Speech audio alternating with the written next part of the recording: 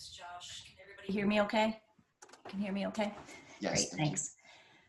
So this is the second users group webinar that we've hosted. We did our last one in September, so we're glad that you're here, and I'm going to jump right in. So what I'd like to do for the agenda for today is just to recap what we talked about in our September webinar, as well as talk more this time about payroll notes, those payroll notes that are added to your daily reports, and how you can update contracts, either the ones that are already processed or the ones that are not yet processed. And hopefully you've had a chance to use the dynamic view that we introduced last month, but I'm going to show you a new one today on where you can update details of contracts. And then, as Josh mentioned, we're hoping to get, end this around 250-ish, and it really depends on the questions that you may have at the end. So let's see. Okay, so the first thing I wanted to talk about is just to recap the deadlines for payroll. So there's a lot going on this slide, but basically what I want to point out today is, ideally, in a perfect world, all of our contracts would be ready in time for our regular payrolls. That's why I have the little smiley face there.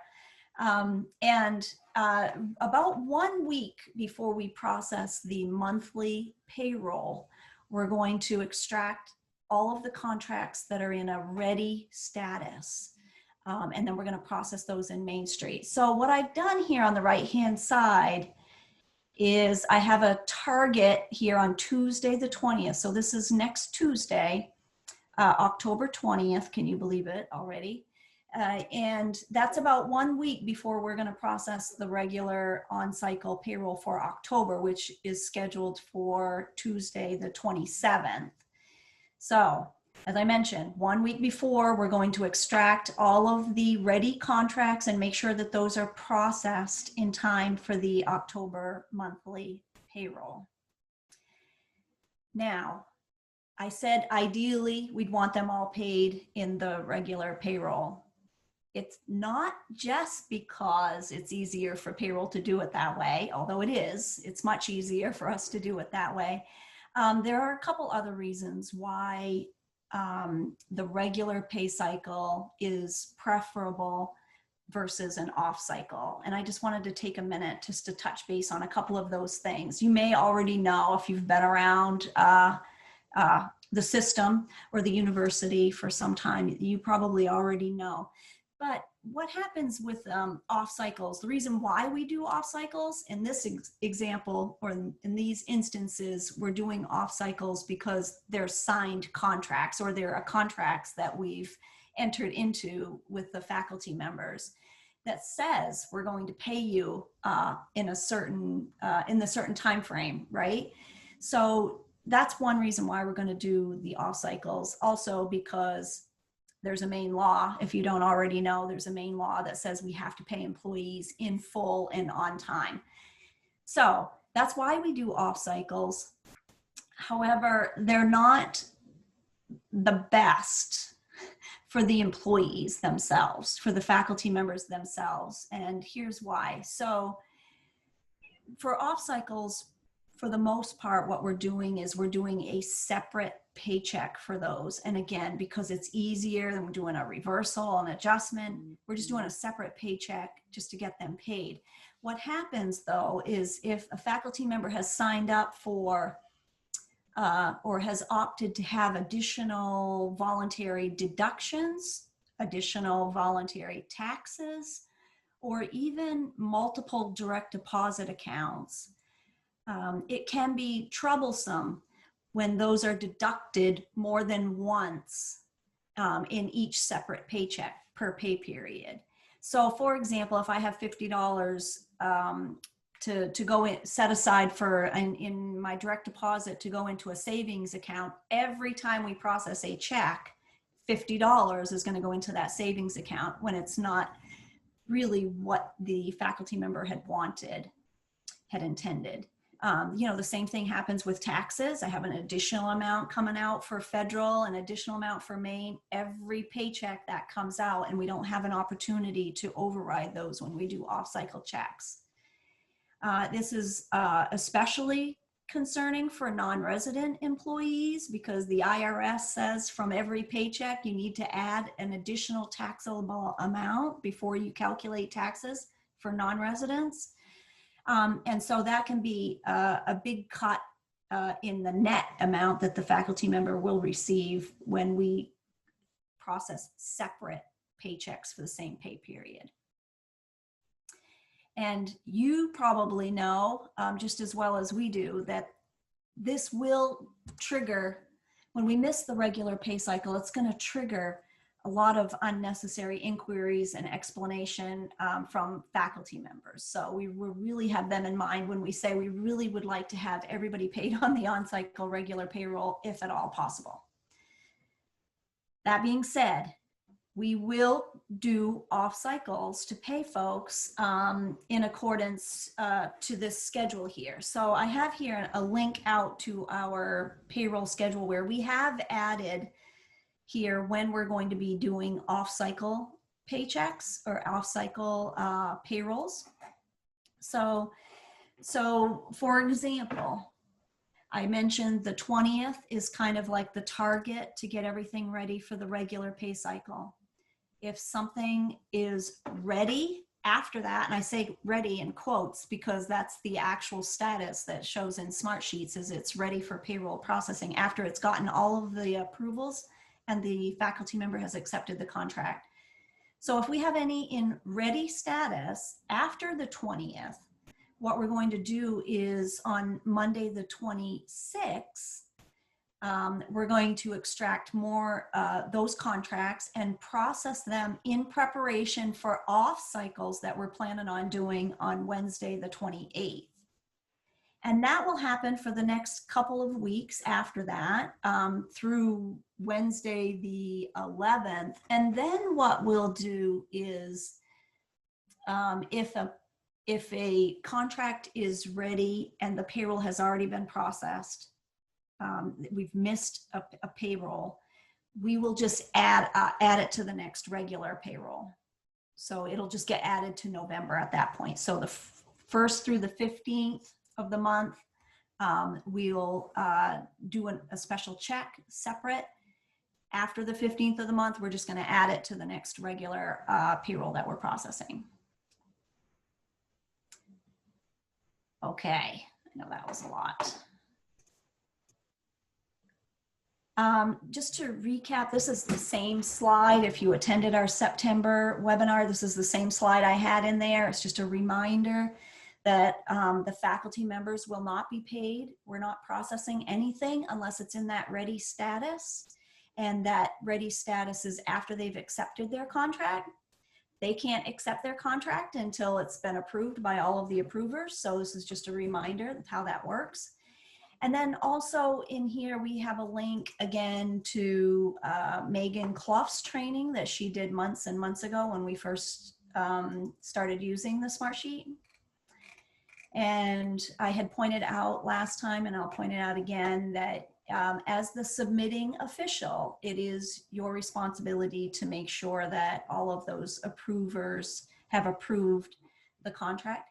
And then also, I just wanted to point out, it's also your responsibility to make sure that the information is accurate. And that's kind of the purpose of today's call, or today's meeting, is to focus in on that accuracy.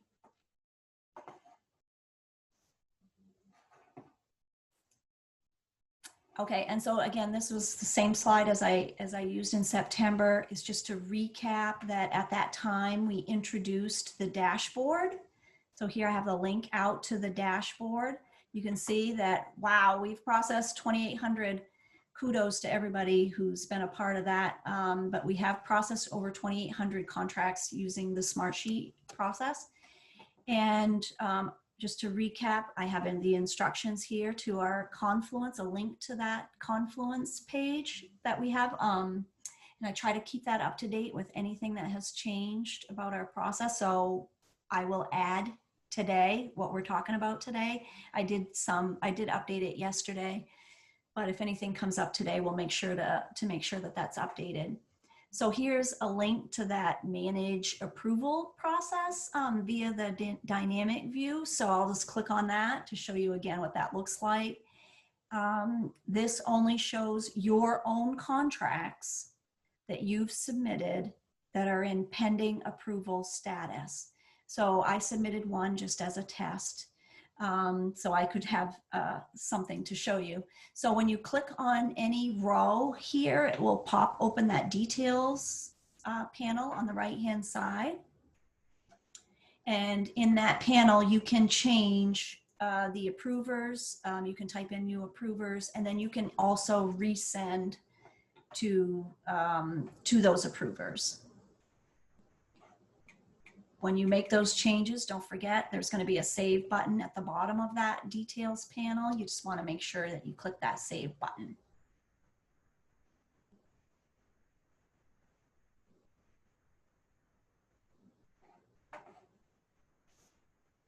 So you'll also notice on this dashboard that we have something new added here, dynamic view update details. I'd be really curious to know if folks have access to this now.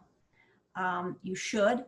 And if you don't, please let me know. There's one more piece of security that I may need to turn on, but I just wanted to, that is on the dashboard now. April, I did have a few questions if you wanted to break for just a quick second. Sure. So if the HR status states processed, does that mean the issue that was listed under payroll notes is now taken care of? It doesn't mean it's taken care of, but we are going to talk about that next in the second piece, part of the agenda. Beautiful. And if if an adjunct has accepted their contract via the email, but now they want a copy of the contract, what is the best way for them to be able to do so?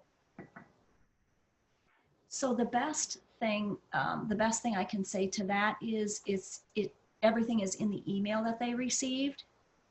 So if they just want to print that email, that's the best way that they can get that information. If they want a nice, pretty PDF kind of form version of that, we don't have that at this time. Okay, very good. So they should just print the email that they're sent so that they have that for their records. That's correct. And you know, you can use your daily report to do a mail merge if you wanted to put that on a some type of nice looking form or memo similar to what you may have done in the past to make it look familiar for people, but we're not doing any of that at this time. Very good. And then if you could just remind people where they would actually find the dashboard itself. Yeah, sure. Let me go back here. And this is our Confluence site. Don't know if you know how to get to Confluence, but let me try this over again. If I go to myums.maine.edu. This is the employee portal. Okay.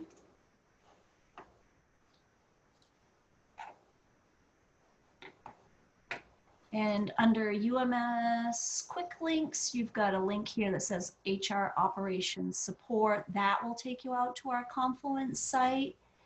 From there, because I update that page so often, you can almost always find it under recent updates. And here it is via SmartSheet, or you can search here for SmartSheet. It's the only one. Oh, very good. Okay. That page, yeah. Oh, and then from here, link to the dashboard with the dynamic view here, there's a link to the dashboard with some further instructions on how to log into that. Perfect. Very good. Thank you so much. I appreciate that review. Sure. Going back to a question I asked just a moment ago. So after a faculty member accepts their contract, are they sent another email after that confirms it, or the email that you're talking about them print is the notification email? No, I think they do get a confirmation email, but it's the original one that asks them where all of the contract details are sent to them, and then they have to click on view request to go in to accept the contract. But that email has everything that they need. Actually, let me me show you what that looks like. If I go back to this Confluence page, I believe we have, oops, let me see, workflow process.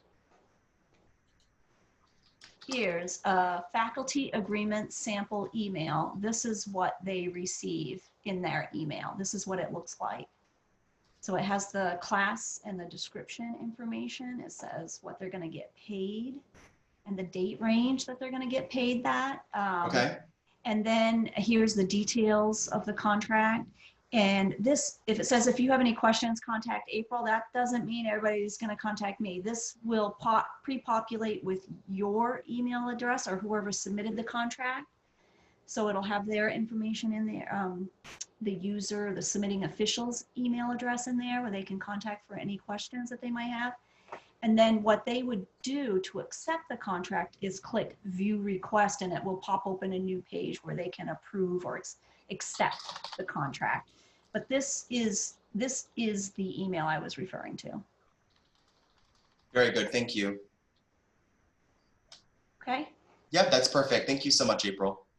All right, so there's a recap. So now let's get into some new stuff, daily reports and the payroll notes. And we're going to talk about updating perhaps those process contracts if necessary, and updating unprocessed contracts via a new dynamic view. So first of all, I wanted to talk more about those payroll notes that you're seeing on those daily reports that you're getting.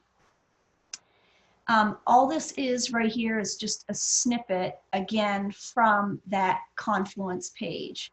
So when you click on this, it kind of pre-pop or takes you right to the payroll notes section of that same Confluence page. And, oh, sorry about that. Let me turn that off. And so what I wanted to do was run down this list here for you real quick. Because I think this will determine what you or how we proceed with the next part of this session or this webinar. So duplicate request. We will flag any contract in there that looks like it's a duplicate because we don't want people to get double paid. So if they have the same employee ID, same class number, and the same earnings type, like teaching, that both of those contracts are going to be flagged as a duplicate. And this is just, again, for your reference only. It might be fine. It might be just, you know, they were paid a portion on one contract and the other half in a different contract, but we're just bringing that to your attention.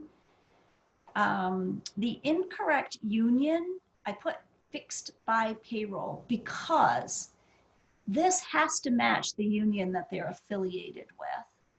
And the reason why is because that union is going to drive how we're going to process that contract on our end. It's going to drive, help us determine what job code to use because we have job codes, separate job codes for like AFM versus PATFA, for example. We're also going to look at the union, you know, if it's PATFA, we want to make sure we give PATFA unit members the service or update their service record with that accordingly. And just as a plug, just as a reminder, you know that PATFA service is now available to PATFA unit members in self-service. They can see that history now. So we want to make sure that if it's a PATFA unit member that we give them the right service. And we all know how important that service is, right, to faculty, to PATFA unit members. It's going to drive their definitely reporting. It's going to update their service credits. It's going to make them eligible or ineligible for benefits. So that's very important that we flag those correctly. We're also going to use the union to determine what the minimum credit hour rate is based on their wage schedule. And then we're also looking at the account chart field based on that union. And so that's why we're changing it. We're changing it. And then when I change it, I do add a comment. So I'm telling you, oh, you put UMSA, but I'm changing it to PAFA because our records show that that's a PAFA unit member. So if you look at the comments, you should see what was changed and why. Invalid account for faculty. We just mentioned that I do look at that for the, with the union indicator, will drive the 5-digit account that we're using for faculty. Now, the only exception here that I know of is why we wouldn't use a faculty 5-digit GL account or chart field account is if it's a grad assistant who's teaching. In that example, we can use, or you can use the 53 or 53,000 series. And we did add a footnote here. I did add a footnote here that if they're a grad assistant who teaches, that means their primary relationship with the university is a student, and they will not be provided PAFA service. And there's something specific in the PAFA union contract that goes into a little bit more detail about that. But that's just a little footnote about the 5-digit account. And if we see a 53,000 series, we might interpret that as that they're not going to get PAFA service for that. The invalid accounting ID, we generally don't see that until we go to process it. We're not doing any type of lookups or validation in SmartSheet itself. We're only noticing those when we go to process it in Main Street. So that will pop up usually after we've already processed it, unless we know of what account that's no longer valid that is flagged. Invalid amount. So I think I've seen a couple of these where it looks like somebody's putting in like almost like a sentence in the amount field instead of a digits. So you're actually telling us how much to pay per month. So that's an invalid amount. So we'll flag that because we can't process it like that. Plus we're doing all those calculations behind the scenes about, you know, whether the contract is paid above minimum, below minimum, and we can't do those calculations if it's not a valid number.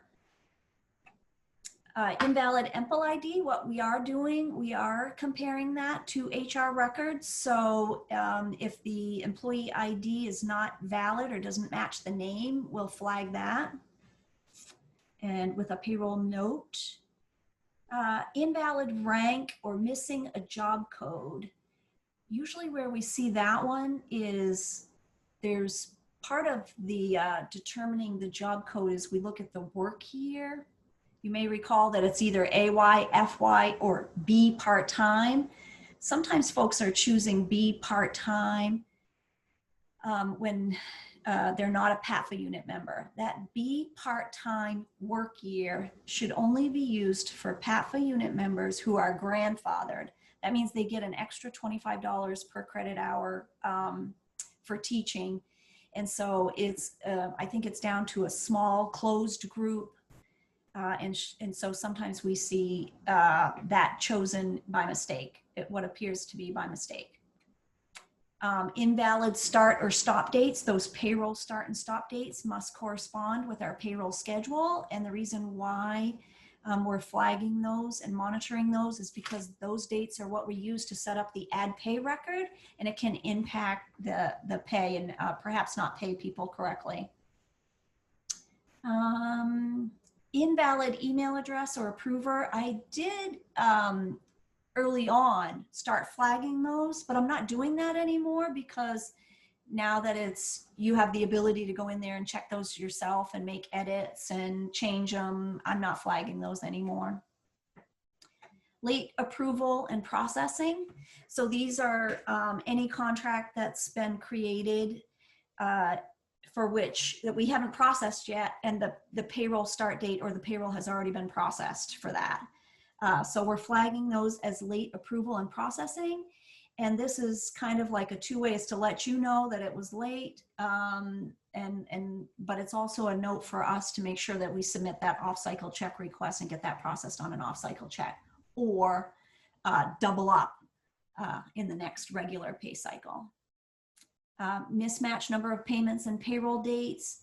This one is kind of important because when you put in the number of payments, we're calculating a monthly amount. That monthly amount is shared in part of the contract details. We didn't get into it, but when the faculty member clicks view request, it does pop open some additional information about some of the fields that were included in the contract. And one of those is the monthly amount. So if the monthly amount doesn't match those start and stop dates, it's going to be a discrepancy when we go to pay it. So we're likely need to fix those before we process those. Missing class description. What we're doing is if you put in a class number, that a valid 5-digit class number along with the institution where the class is being offered and the term, we're looking up that class description behind the scenes. And so if it's blank, it's likely that one of those three may be wrong, right? You might want to check your class number, might want to check that institution to make sure that it's being, we have the right institution for where the class is being offered. And we also want to make sure we're picking the right term. And again, all of that is very important because when we upload this information into Main Street with that 5-digit class number, that information in Main Street is also doing that same lookup. And the next phase of our Main Street contract generator project is to display the contract information that we're uploading to faculty members in self-service. So it's important that that class number be accurate. So in Main Street, it will also, make that connection. Missing credit hours. I know Josh has a question, I think.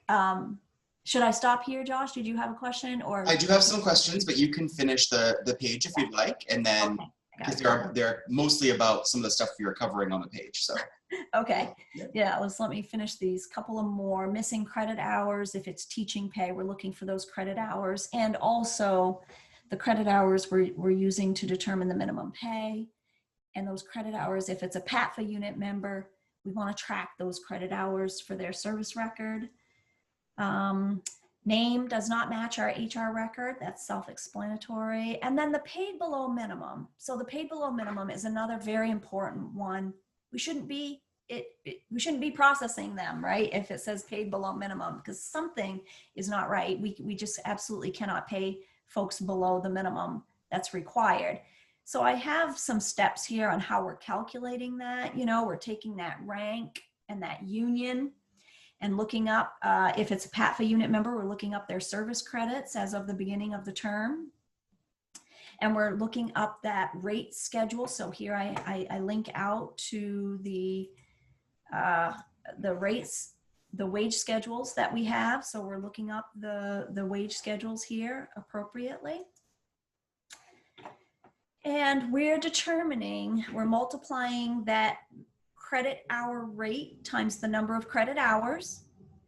And then we're adding, if you have lab credit hours, we're adding it together, the minimum credit hour rate times the lab credit hours times 50%, because we know lab credit hours are paid at half the credit hour rate.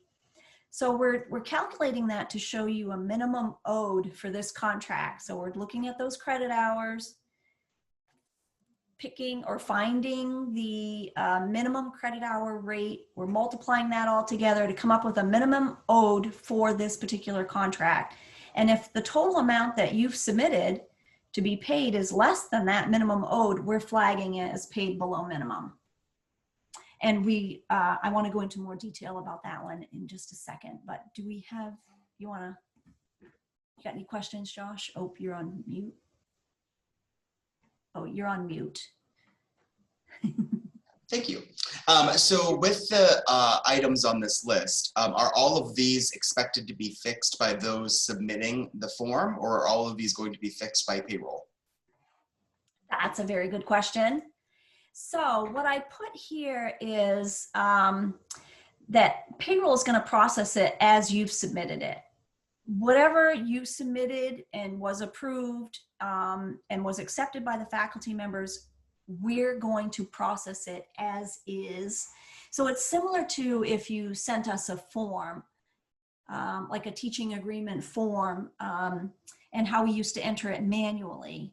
If we have any questions, we're going to call you or we're going to email you. We're going to clarify, get clarity on some things if necessary. Otherwise, we're just going to set it up at our using the information that has been provided. So that's why I guess it's important for you to know what we've identified. So we're adding that as that payroll note on your daily report, but we're processing it as is. We can't do anything different. Is there something that in the payroll note that would signify to them that it requires action? I think that's what we're trying to get at. So for example, a more specific example, it's an invalid start or stop date that doesn't align with the payroll calendar. Yeah, I see what you mean. So what we'll do, the two biggest ones that I just touched upon there was that valid 5-digit class description or course number. That 5-digit course number is important. And then the paid below minimum is another, a big one. But we're processing it as is, and wondering if the information's accurate. Right? We're not sure. We're questioning whether it's accurate or not, but we're processing it as is. The only ones that would stop us, I think, is if we didn't have a valid accounting ID. We would reach out and get clarity on that. For the mismatched number of payments and payroll dates, we're just going to change it. We're going to do our best guess to make it match the number of payments that you put in the contract. Otherwise, we might be in touch with you. Honestly, I haven't seen a whole lot of that. I think overall, the accuracy is fairly good. So we're not seeing a whole lot of that, but I did want to bring it to everybody's attention that we're processing it as is. And I think another question that we've gotten, Joshua, too, has been, some folks think that because we've added a payroll note, like paid below minimum, that we're not going to process it. We are. If it's been accepted and it's been approved, we're going to process it regardless. All right, and then the same, it seems that occasionally admins may get an incorrect position number from an HR partner or something. So is it their responsibility to make sure that they go in and update that, or are we doing that after the fact? Oh, right. I didn't put that one on here. That's a good one. I got to make sure I add that one to our Confluence site, missing or invalid position number. And again, those ones we don't know until we've tried to process it in Main Street. So those ones, like if you notice it, send it to us, I guess, after it's already been processed. You can send us any corrections and we'll have to correct the record that we've already processed in Main Street, but we can correct it and put in a different position number, for example. The other thing is if you don't give us, if it's not a valid position number, we're just going to default to the one that's on the job record. Okay. So we will default. Very good. All right, I do have a couple of other questions, but I think it's actually in regards to making changes. So I'd like to have you continue so we can get through that, and then we'll revisit if needed. Yes, exactly. Okay. So if it's paid below minimum, what I suggested, and I believe this is on our Confluence page, is what the suggestion is to fix this error. You can cancel and resubmit a new contract if you want, or you can submit a totally separate contract for the additional amount owed using an adjustment earnings type. Now, when you do adjustment earnings type, it won't be flagged as a duplicate request, right? Because one is going to be teaching and the other one's going to be an adjustment to that. So it won't be flagged as a duplicate unless you have multiple adjustments. I think I have seen that, multiple adjustments. Then the two adjustments will be flagged as a duplicate, but you can submit a new one. I would not double up on the credits. So I did put here just to put 0 credits this time, but you can use the same class number. And then basically the faculty member will get a separate contract for the additional amount owed. Okay. So let's see. Here's an interesting one. What if they've been paid more than they should have? What if they've gotten paid more than they should have? Here's what we're suggesting that you do when that happens. and I have an example I want to walk through. But what I'd suggest is that you cancel the original contract, but keep the prorated amount already paid in the cancellation form. Basically, we'll let the faculty members keep what they've already been paid. And what this is going to do, actually, this suggested process is going to help avoid an overpayment to the faculty member and another off-cycle check request, and all of that extra paycheck activity can be very confusing to faculty members and us, right, and everybody else. So the way that I recommend that you do that is cancel the original contract, and enter in the prorated amount that they've already been paid. And really what that means is, let me go over here to our dashboard. And here to the right-hand side, you can see the cancellation form. And what we did right down here under cancellation fee owed, you can put in an amount there if you want, if there's a cancellation fee. But the other thing that you can do is put in the prorated teaching contract pay owed. What I mean by that is, or what's going to happen if you put an amount there, basically from that original contract, the faculty member will be paid that much money from that original contract. If you don't put anything here, we're going to think that the person was overpaid. They shouldn't have gotten anything. We're going to go try to collect an overpayment from them. It can get a little bit messy. So let me go back and then when you submit a new contract, subtract that amount from it, right? Subtract that amount from the original contract. And let me run through an example. So let's say the original contract was $6,000. And that would be $1,500 a month for 4 months, let's say September through December. And let's say because we've already processed September payroll, they've already been paid $1,500. Now you find out like, oh, that shouldn't have been $6,000. It should have only been $4,500. What you can do is cancel the original contract and put $1,500 in that prorated amount field. And that way they get to keep that much money from that original contract.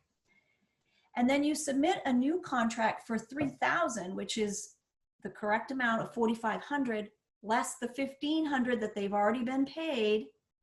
So the new contract would be $3,000. And then what you would do is submit that for 3 months instead of 4. So that would start October through December. What that will do is change the monthly amount.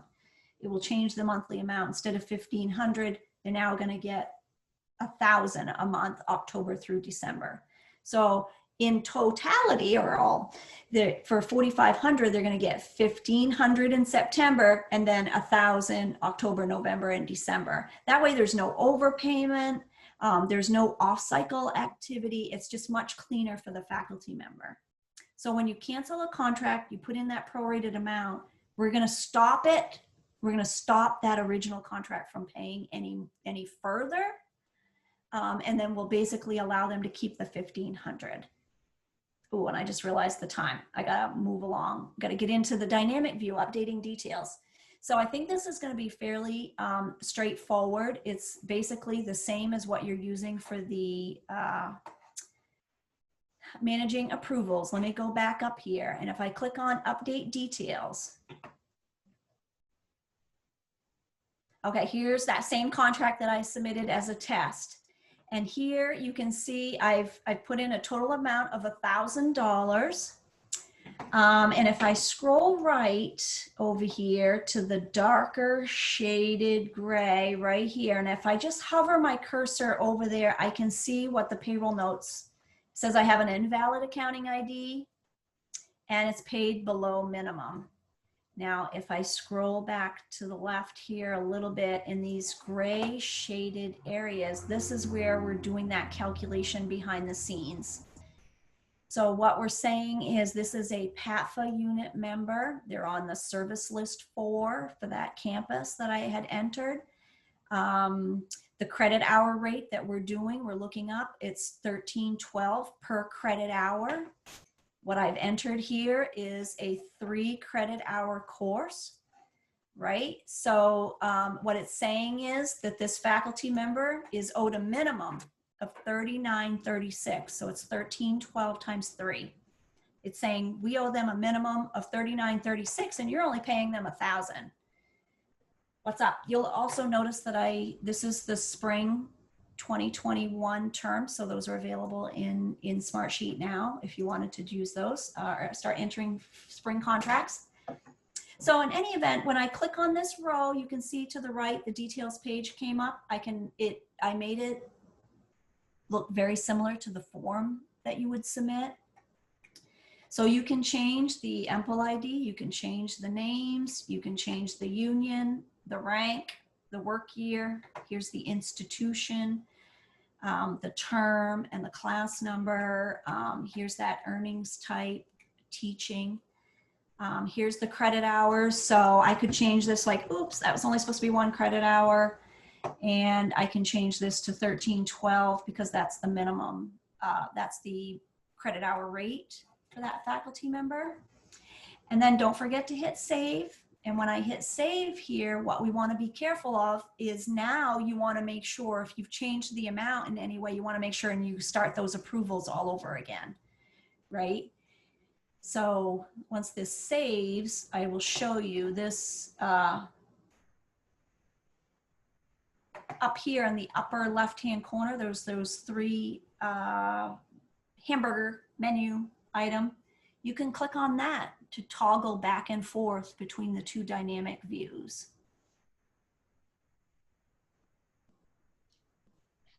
April, I have some questions coming in while this is thinking. Yeah, go ahead. Yes. So next semester they have a course that's going to be taught by 2 people, so they're going to end up splitting the total amount. So that's going to probably flag a paid below minimum note, correct?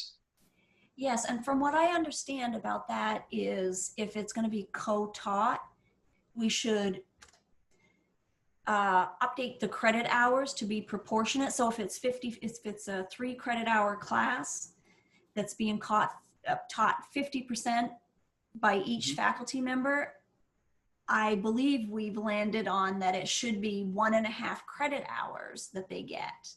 Okay. Each. So it would be proportionate to the pay that they're getting. Okay, that makes sense. Thank you. And then the view that we're seeing right now, does this only show contracts that are still pending? Or Yes, it does. Yes, okay. Only pending for now. Okay, very good. Thank you.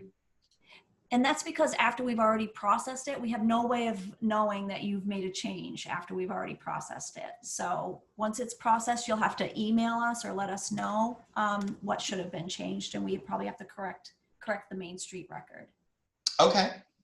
So here are the 2 dynamic views. So you can toggle back and forth and go back in and over here to submit the approval. So now you can see the different amount there. And then you can resend it to your approvers. Okay. Now, if there was a situation where the contract was fine, but now they need to be paid more. There's additional responsibilities. There's additional additional duties. So do they need us to submit a new contract for the additional amounts? Yes, and I would make sure you select earnings type of adjustment. That would be the only thing I would offer. Okay, so it doesn't look like it's like a duplicate or something. That's as an right. adjustment. Okay, that's right. Very good. And then if there was I'm scheduled to teach a class, and then halfway through the semester I no longer can. So you pick it up, April. So would you cancel me and then submit a new one for you? Is that how that would work?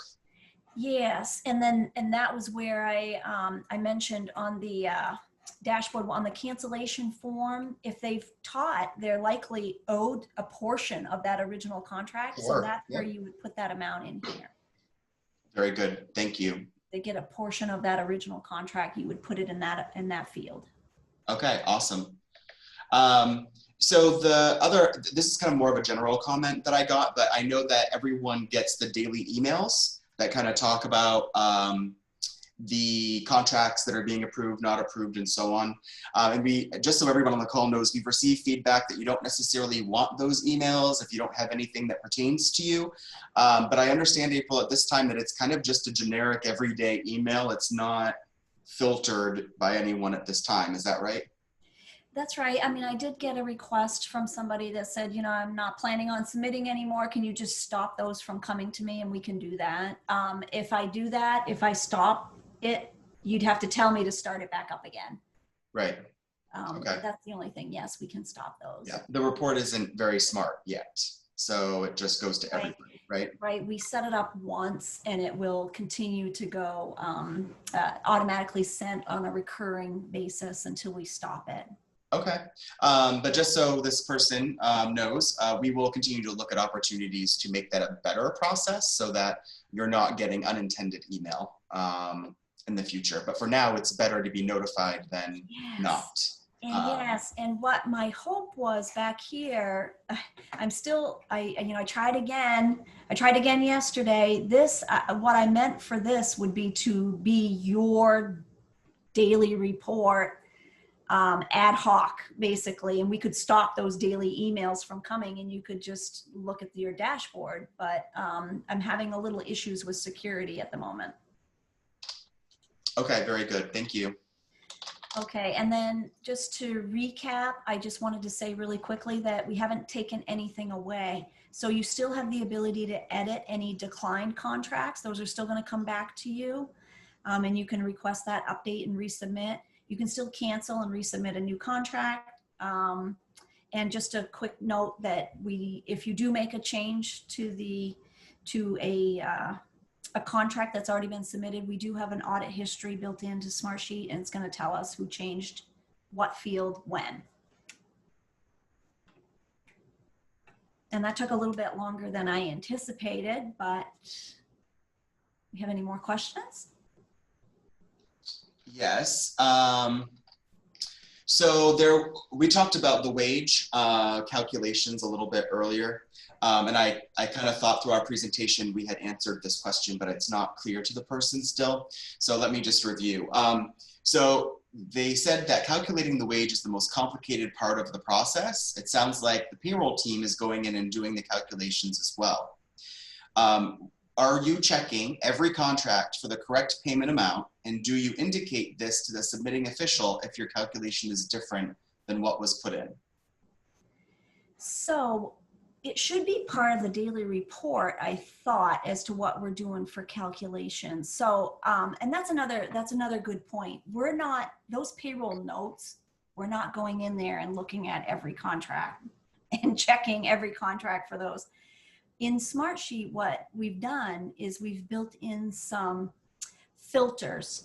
So, you know, we have access, Nancy, Allie, and I have access to the SmartSheet, the whole slew, right? Those 2,800, over 3,000 contracts that are in there now. We've got access to that. We have built-in filters.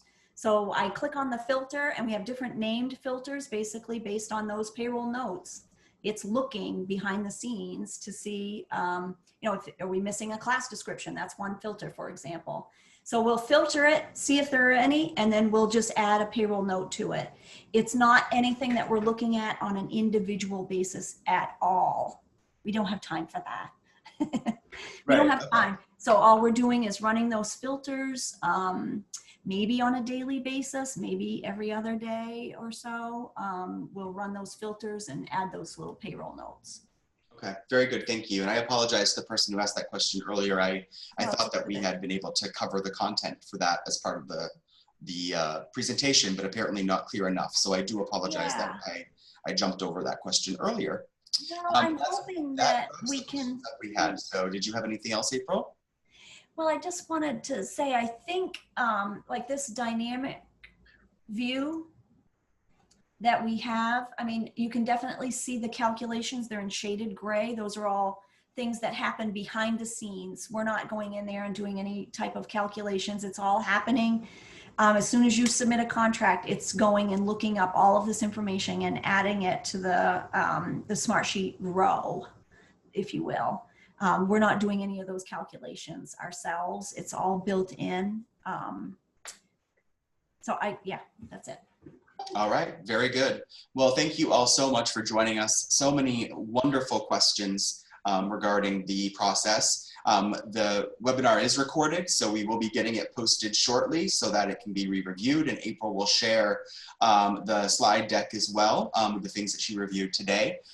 We'll be in touch again. There's going to be more enhancements and more questions, I'm sure, in the future, so we'll all get together again to review this. Thank you so much for spending part of your Wednesday with us. We appreciate it very much, and on behalf of Allie, Nancy, and April, have a great day. Thank you. Thank you all.